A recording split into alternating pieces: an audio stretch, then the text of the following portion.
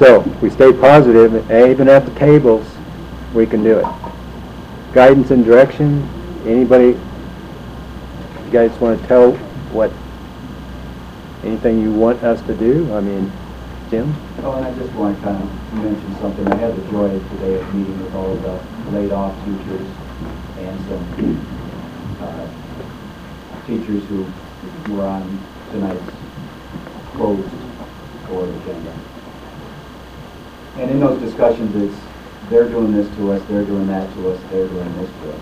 And I do want to reassure the board and Mr. Van Norman, you guys hear me grandstand most every month. And I really mean everything I said, by the way. But my response to those teachers is, when you say they, please understand, that's not what our board members or our district administration wants to do. It's what we are being forced to do because of the cuts that are being dealt with. I know you guys don't want to vote for a reduction in force. I know the district doesn't even want to present that to you. So, you know, while it sounds like sometimes we're at odds, we do really understand the situation fully.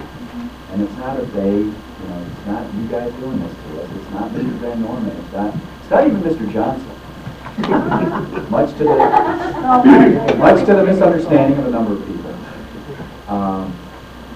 We're all in it together, but you know, we also need to make sure that we make our decisions based on where we are, where we've been, and where we need to get and the best way to do it. The one thing I want to present out here, even to you and everybody else, is when we are at the table talking about this, is that some districts are taking a percentage cut.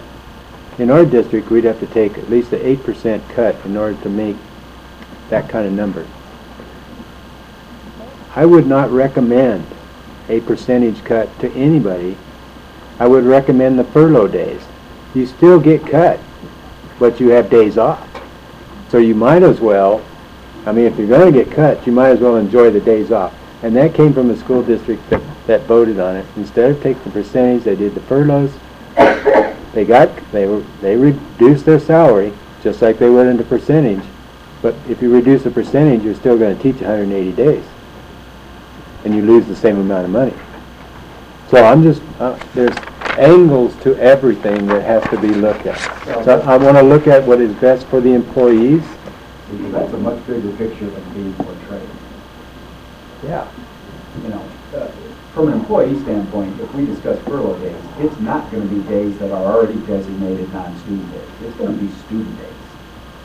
Okay? Yes, that's what it has to be. Right. So don't think it's not going to impact education. We're talking fewer days and hours in the classroom by students.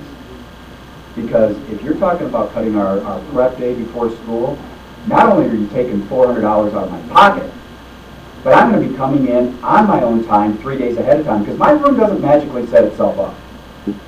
And I don't get magically prepared for the first day of school. Most teachers start preparing for school July 1. Yeah. And that's all unpaid time. So, you know, it's not just, well, we'll take off the days that we don't have students anyway, and they won't really feel it, and it'll only be a little bit of a cut in your pocket. No, it's not that easy.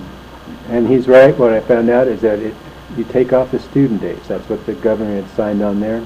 So you would lose a lot of minutes, but we don't lose our money, our revenue. The other part was, I'm going to suggest things that protect the people. I mean, that's what we're supposed to be doing. If we protect the people, it makes it better on the students. If we make them more disgruntled, it's going to display in the yard, on the fields, in the classroom. Doesn't matter where. Unhappiness will grow on people. So we got to make it as positive and happy as possible.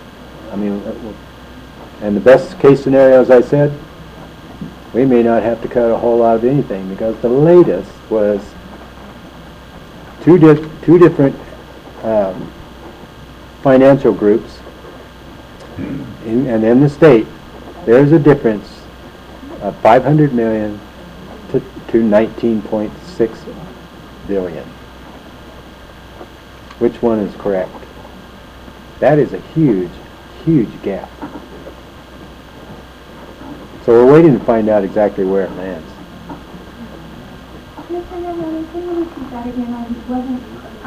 Which part? What you just said about the... Oh, analysts are showing that the amount of money, if the governor doesn't make certain moves, excise tax, one of them, and try to divert money into other organizations, because he, as we said at our staff meetings, he's tried to pit groups against groups in order to get what he wants to get, to generate enough revenue, lower the taxes to keep businesses in California. He's willing to sacrifice certain things. Education is one of them. Analysts say that if we don't do it, we may have a $500 million deficit to $20 billion deficit. Nobody knows exactly where it is. If we go by what the governor has and where the money is right now, it's $20 billion. But they're not saying whether it's going to actually happen or not, but that's what we have to prepare for. And in our case, that $20 billion means 1.6 million this year and 900,000 the following year.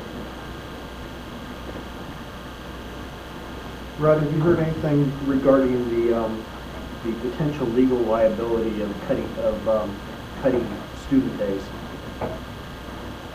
In regards to, this district takes and, cuts student days, another district doesn't. Suddenly the district that cut the student days is sued by students because because that district is not providing them with the full educational opportunity that other districts are. Right. It was a law that was passed and signed for 3 years only, and it guarantees the revenue to the district and no loss of revenue to the district, and a forgiveness on the number of minutes they have to go. You got rid of 5 days. That's all with the state, but what about the potential civil liability for students? I have no answer for that. That would have to go to the courts, and they'd have to find out. And it probably will happen. Because I've been seeing a few things from CSBA talking about Yes. That being a real potential. Yeah. If so, it'll be a quite TAM type operation, which is multiple districts, multiple cases throughout the state of California, which will go to the general attorney. They would have to take that up the case. By the time it went through, 3 years, we're in year 1 now. Year 2 is next year, and then 11-12 is the 3rd year. And it takes about 18 months before they even finalize anything. Which court it would go to, I don't know. So in other words, the bill for any liability may hit right about the time of recovery comes in. That's my best educated guess.